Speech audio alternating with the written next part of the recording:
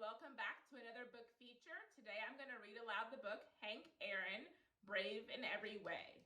It is written by Peter Gallenbach. And this book is a tribute to him, Hank Aaron, who actually recently passed away here in Atlanta. From the moment Hank Aaron was born on February 5th, 1934, his father, Herbert, wanted him to know the joy of playing baseball in open grassy fields, and his mother, Estella, dreamed that one day he would make a difference in the world. It was the time of the Great Depression, and like millions of others, Herbert Aaron had great difficulty finding work.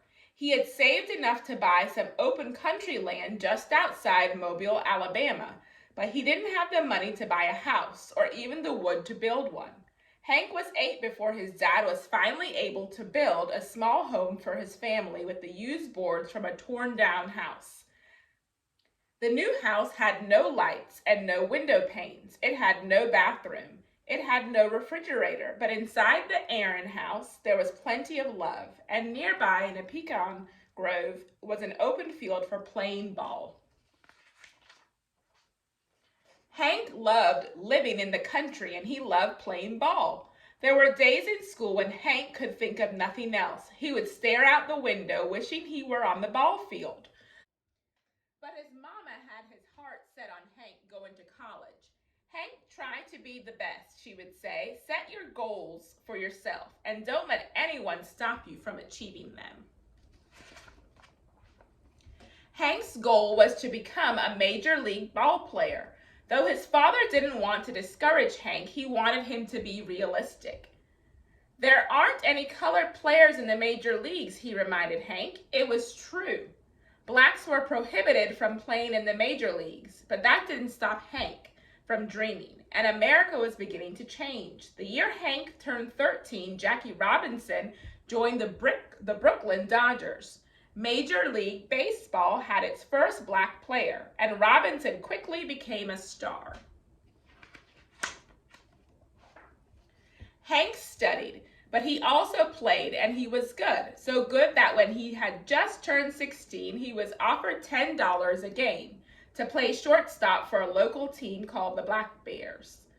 Hank was afraid his mama wouldn't let him play. The Black Bear players were grown men, and worse still, the team played on Sundays, the holy day of rest. He was sure his mama would object, but Hank wanted to play with the Black Bears more than anything. So he put his fears away and asked permission. To his surprise, his mama came up with a compromise. He had to stay in school during the week and get his diploma, and she couldn't let him travel with the team or be paid on Sunday, but he could play in every home game.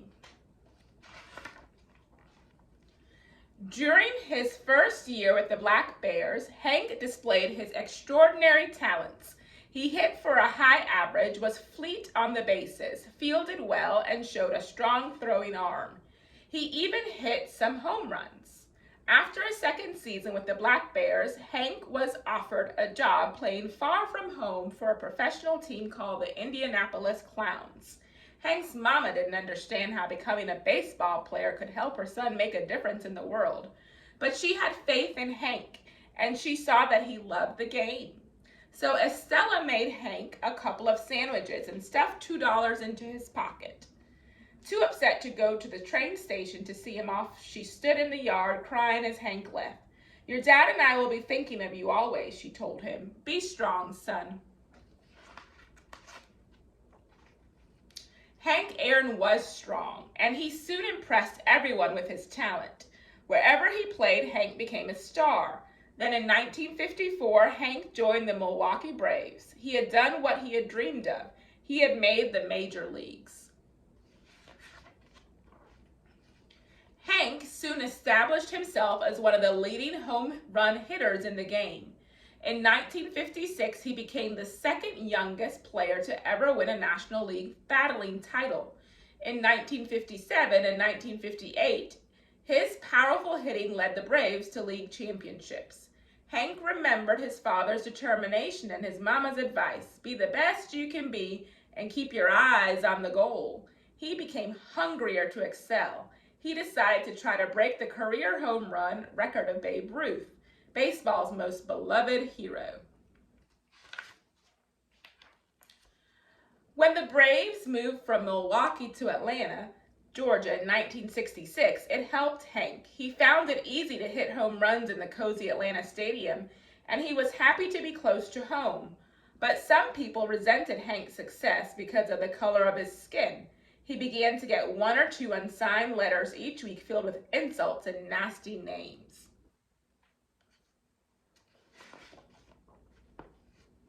By the end of 1972, Hank was only 41 home runs shy of the mighty Babe's 714, the most revered record in all of American sports. Hank was excited, but he was getting more and more angry letters claiming that a black man should not be challenging the record of a white man. Hank decided to fight the best way he could. He swore that each angry letter would add a home run to his record.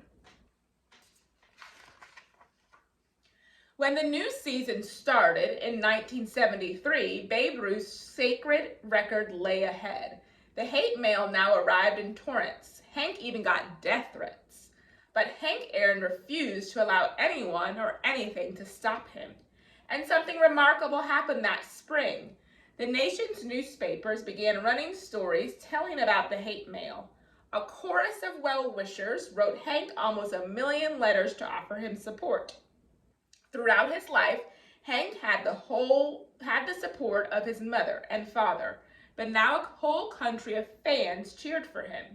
Hank finished the 73 season with 713 home runs, just 1 behind Babe Ruth. In Atlanta, on the final day of the season, the appreciative fans rose and gave him a 5-minute standing ovation. Hank's next season began on the road in Cincinnati. The entire nation was watching. In the very first game, Hank hit home run number 714 off pitcher Jack Billingham. He was tied with the Babe. From now on, every home run would set a new record.